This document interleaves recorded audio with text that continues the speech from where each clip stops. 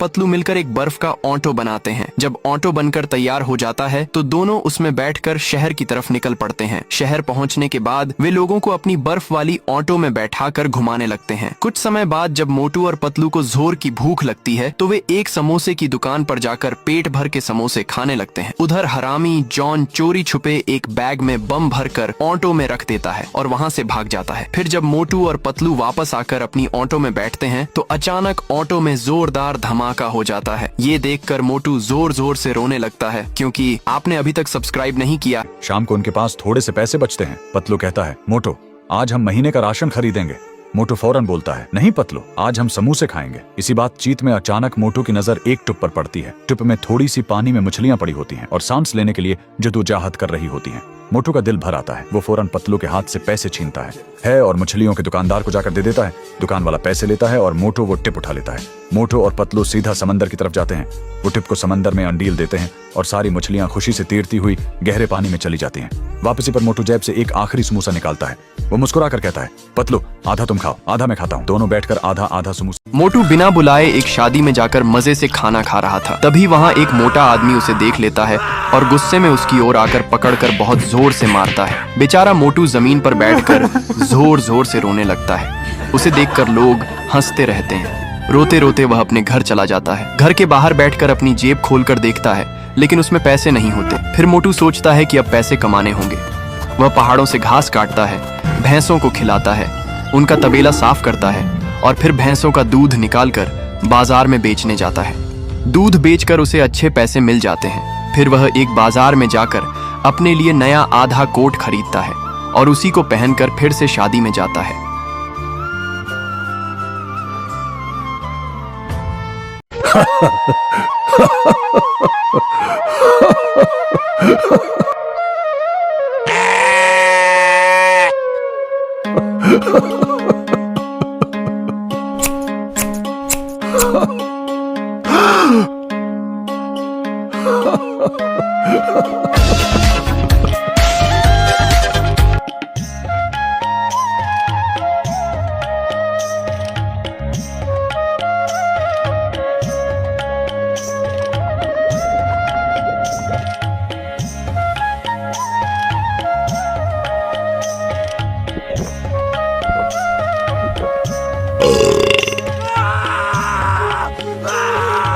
देखो, मोटू के पास एक लाल बकरी होता है और पतलू के पास एक नीला बकरी होता है। मोटू का लाल बकरी बहुत सारा फ्रेश दूध देता है। मोटू सभी दूध को मजे से पीता है और इधर पतलू का नीला बकरी भी बहुत सारा फ्रेश दूध देता है। पतलू भी मजे से दूध को पीता है। अब मोटू और पतलू दोनों दूध बेचने बाजार जाते हैं और दूध बेचकर मोटू और पतलू बहुत अमीर हो जाते हैं। ये सब देखकर जॉन द डॉन जलने लगता है और एक नस्ली दवा पानी में मिलाकर दोनों बकरी को पिला देता है। अब दोनों बकरी मर जाती हैं।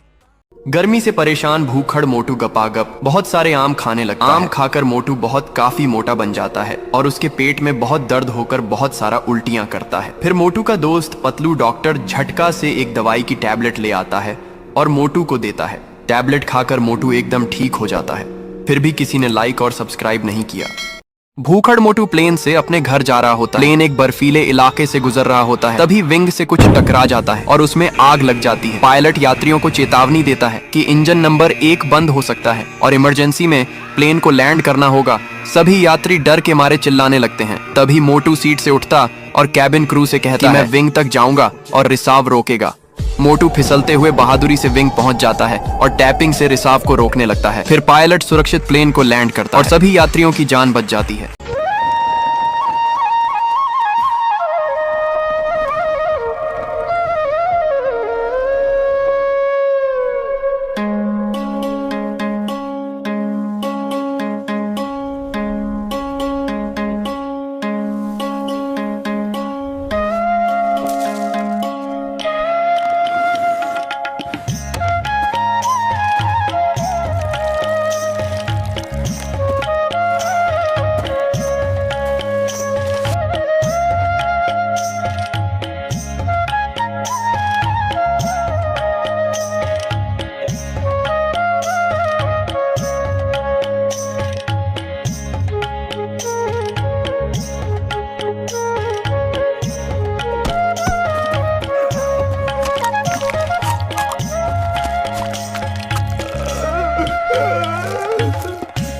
ये भूखड़ मोटू भूख से ढेर सारा बर्फ खा लेता है, फिर भी उसका पेट नहीं भरता।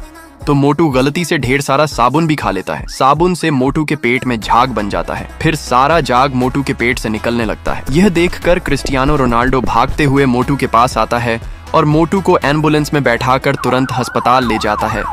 फिर खुद ही मोटू का इलाज करता है और मोटू ठीक भी हो जाता है, लेकिन फिर भी अपने लायक सब्सक्राइब नहीं। यह भूखड़ मोटू और बंदर समुद्र के बीच में अपना घर बनाने के लिए नाव से समुद्र के किनारे आते हैं और पेड़ को काटते हैं। फिर दोनों पेड़ की लकड़ियों को नाव में रखते हैं और नाव में लकड़ियों को भरकर समुद्र के बीच ले जाते हैं। फिर दोनों मिलकर एक सी हाउस को बनाने लग जाते हैं। फिर धीरे धीरे सी हाउस बनकर तैयार हो जाता है और मोटू और बंदर दोनों सी हाउस में बैठकर मजे से नारियल का जूस पीते हैं। लेकिन एक दिन बहुत बड़ी और विशाल डॉल्फिन आती और सी हाउस को नष्ट कर देती है। फिर मोटू और बंदर दोनों बहुत रोने लगते हैं क्योंकि किसी ने लाइक सब्सक्राइब नहीं। एक जंगल में आसमान से चमकता हुआ एक उल्का पिंड गिरता है और सारे गांव वाले डर के मारे इधर उधर भागने लगे। लेकिन बहादुर मोटू और पतलू उल्का पिंड की तरफ बढ़ने लगे और वहां जाकर देखा तो एक अजीब सी मशीन जमीन पर पड़ी थी। जैसे ही पतलू ने उस मशीन को छुआ तो मोटू की आंखों में अजीब सी चमक आ गई। चमक के कारण मोटू को भविष्य दिखाई देने लगा। मोटू ने देखा कि ठीक 3 दिन बाद गांव में एक भयानक बाढ़ आने वाली है। पतलू ने मोटू की बातों पर विश्वास करके तुरंत बड़ी बड़ी नावें बनानी शुरू कर दिया। समय रहते मोटू और पतलू ने लोगों को सुरक्षित और ऊंची जगहों पर पहुंचा दिया। ठीक तीसरे दिन बहुत भयानक बाढ़ आई और पूरे गांव को डूबा लिया, पर लोग अपने डूबता गांव को देखकर जोर जोर से रोने लगे। Like, share and subscribe to our channel for more fun and exciting videos. We would love to have you join our community.